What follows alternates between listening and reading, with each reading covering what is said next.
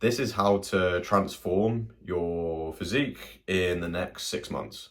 Now, I have six pack, I have like visible abs, I've got quite broad shoulders, quite a slim waist. I've got decent results in my few years of training, and I've picked up a few things along the way to share with you. Now, I've titled this video kind of 6 months, and this is like the topic we're going to talk about, like that specific time frame, and I've selected that deliberately because I just think back to what I was like when I wanted to get in shape, and even what I'm still like today. I didn't like to wait.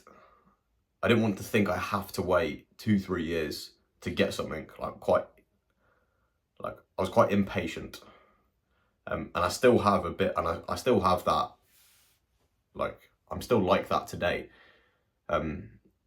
It's very hard, isn't it, to motivate yourself for something when it's years in the future, right? You just want it. You just want to do it quickly.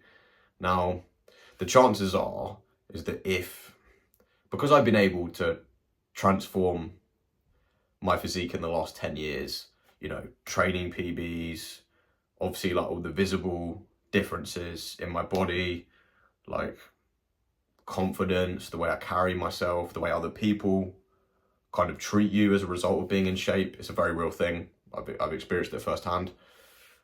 If you implement things that we talk about today, good things are probably going to happen with your training, with your nutrition, with how your body looks, how you feel, stuff externally, stuff that happens as well, with attraction and all that sort of thing. It's hard, isn't it, to think of bad things to being in shape, right? Like, you have to really think to be like, what is a downside of getting in shape? I can't really think of one. It's it's an investment, right? It's something you can't just click your fingers and get. You've got to do a bit of work for it. But that's why it's valuable, isn't it? A very small percentage of the population certainly in England, where I'm from and live, is 60% of the country's overweight. Most people aren't in shape, like, at all. So you can really stand out and kind of get those benefits that I spoke about. So yeah, 6 months, I've picked that specifically. Now, number one, you've got to think about your training, okay? Weight training is the easiest and simplest way to do this because of a few reasons, right? If you're actually going to build muscle, as opposed to just doing like generic cardio, running, swimming, although they're very good for losing weight and cardiovascular health, going for a run isn't going to exactly build your chest, is it? Or like make you have really broad shoulders. You can only really get that by training those specific muscle groups. Now, in terms of how often you need to train, it's not rocket science, right? The more you try, especially if you're a beginner, never really been consistent with the gym. If you train 3-4 sessions a week, you will see, and you keep that up and actually stick to it, you will see so much progress. And that is exactly what I did when I first started. I went from doing almost nothing, never being in the gym, to training 4 or 5 days a week. And within 2-3 months, even within a month, I was getting compliments from other people. We're going back kind of like 10 years ago now, when I was eating takeaway pizzas loads of the nights of the week. I was going out drinking, partying, because I was at uni. I was a student. But it's amazing, within like 30 days of actually starting to take it seriously, we came back from the Christmas holidays and people were giving me compliments. Oh my God, your shoulders are looking broader, right? And look, at the start, I'm not going to pretend to you I was some disciplined, David Goggins type of person. I'm still not today. But back then, like, what actually really helped me was those external compliments actually really helped me. Like today, I don't need to think about like I obviously think about training, and it's obviously do it right still. Like I train almost every single day weights wise, just because I know most people, by the way, will tell you can't do that and it's too much and that, oh my, you'll get injured and stuff. I mean, it's worked pretty well for me over the last 2-3 years. I've trained almost every day, and I feel it's the healthiest I've ever felt. And certainly like the combination of like strongest, what else? Cardio, I'm good because I am doing still a lot of cardio as well. Like I run most days, I play football. Yeah, but anyway, kind of going back to like at the start, those external compliments did help me stay consistent. Whereas now it's just a part of so ingrained in it. Like I've been doing the habit now for so long that it's just part of my day to day, and it almost feels like someone else has worked out when I come back from the gym. And like the only way I got there, and the only way you can get there, is by just religiously sticking to a program and not kind of. Well, a mistake you can make is you like almost reason with yourself, and you say like that is something that stops you going to the gym, right? You think to yourself, okay, I can't be bothered, I'm tired, I'm not going to go. Like, as soon as you get in to like doing too much thinking and like reasoning with yourself to why you can't go, that's like, you're never going to go to the gym. You're just gonna stay home. Like, it's the truth of the matter. You overthink it. You've just got to get up and like put your shoes on and go.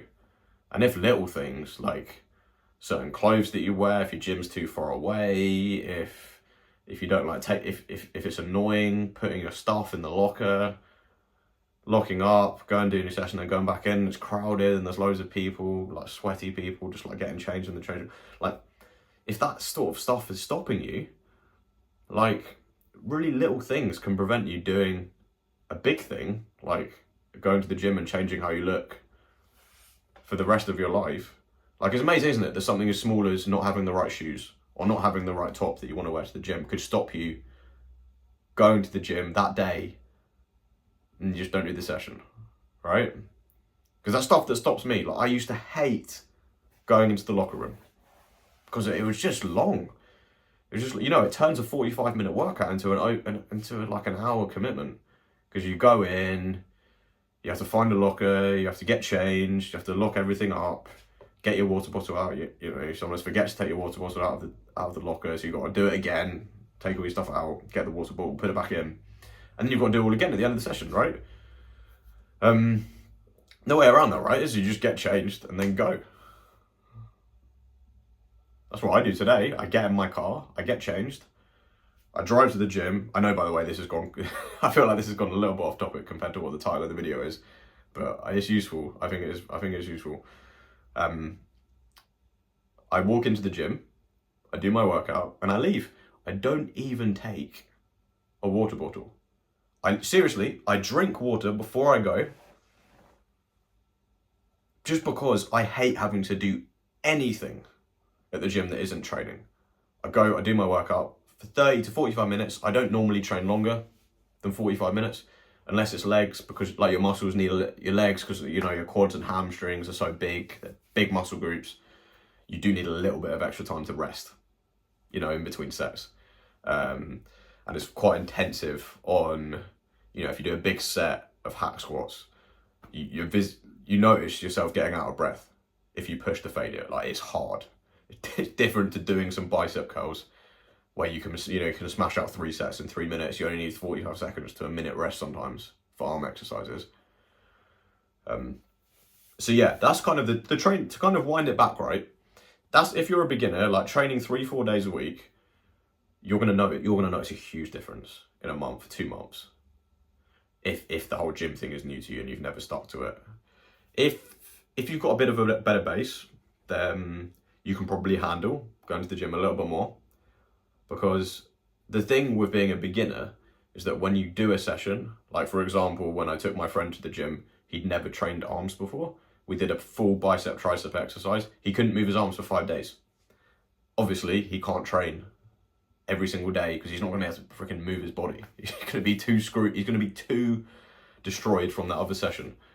But as you get as you build a little bit of a base, your ability to handle more volume actually goes up a bit. Now there is a sweet spot. You know, you do get to a point where you've got so much muscle mass that, and I'm definitely not at that point. But you look at like bodybuilders that compete, they actually can't handle that level of volume because of how much weight they're lifting. It puts so much of a strain on their nervous system, just lifting that much weight, because the nervous system doesn't grow right with your muscles. You can have a huge chest, but you still have the same internal body.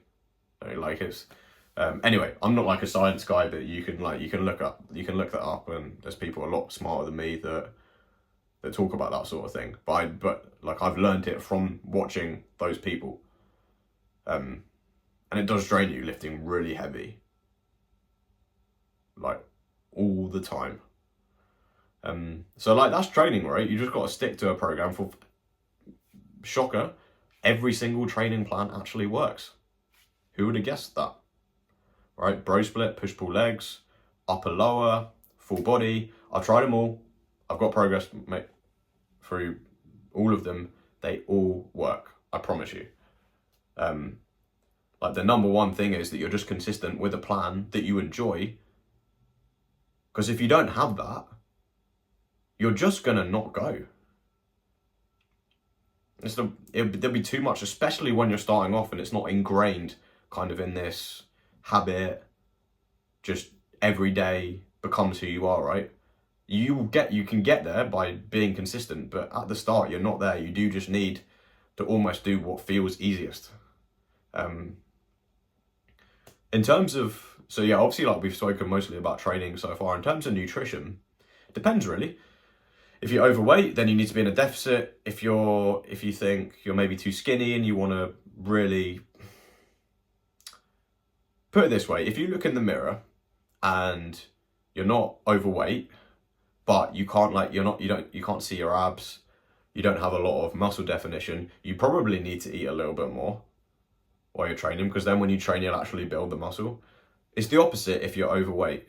You know, if you look in the mirror and you maybe, like you've got a bit of a belly, maybe your face is a bit puffy, that's when you need to be in a deficit for a significant period of time. And the way you make most progress is by doing the training and then also, eating the right things. Eating more protein, eating 1.6 to 2.2 kilograms of protein. Wait, I just think I just got that completely wrong. Eating 1.6 to 2.2 grams of protein per kilogram of body weight, or 1 pound, or eating like 1 gram of protein per pound of body weight. That's like a good metric to aim for. You don't always actually have to hit that. Honestly, just eating 10 to 15 grams of protein more than you already are will be enough for you to see progress. So yeah, my recommendation would be to basically do what I did. Start weight training 4 or 5 days a week. Start tracking your calories, understanding how much of an effect that actually has on your body. And just the art of tracking it will mean that you'll become so much more aware of what you're putting inside you. And, it'll mean when you go out to restaurants, you'll be able to, it gets to the point now where I can go out and I kind of know how much is in each food. Protein, calories. I mean, I don't know, you can kind of go out and enjoy because like, if right, you're going out for dinner in the evening, you can make a conscious choice to eat less throughout the day. So I'm going to go out and I'm going to eat a whole pizza at dinner today with my girlfriend or like with my friends, or I want to have some beers tonight. Where it's a big night out, I'm going to a wedding. Like, do you know what I mean? You can make smarter decisions so it doesn't completely throw off your progress. And if you have one bad day, right, it doesn't ruin everything. Okay, it just doesn't. But you do have to be, you do have to realize that it will set you back a day or two, especially drinking, right? You drink and then you're hungover for 2-3 days, and it's like, well, what do I do now? Because I've just spent the last 2 days in bed and I haven't gone to the gym. I've eaten rubbish. Like, yeah, those sorts of things can really hold you back. So yeah, probably realistically, most of you watching, you're probably more on the overweight side. I see that is more common than the skinny, like the skinny piece and wanting to put on a like more mass. I think normally, yeah, people want to go from being a bit heavier to being a bit lighter first of all, and I think that's a good choice because the thing is, one thing is that it makes your face look. You can almost your face just. It just looks better. I don't really know a way to describe it. Like, you don't have puffy cheeks. You can see your jawline a bit more. It's like, yeah, I think personally, I think it's easy. And you can also lose weight and build muscle at the same time. Like, I did it when I first got in shape. When I first went from like being in that party stage at uni, going to being in shape, like I lost body fat, but I did also build muscle because I got strong. My lifts went up because I'd never weight trained before consistently, and I got more defined at the same time, even though my weight went down. So like you can do both at the same time. So yeah, you realistically you probably want to be in a deficit while you're doing, you know, your training and stuff. All right, well yeah, anyway, look, if this was useful, right, if this gave you a bit of value, then subscribe and you'll see when I post next, and then yeah, you can hopefully get more valuable content. All right, cheers for watching, peace.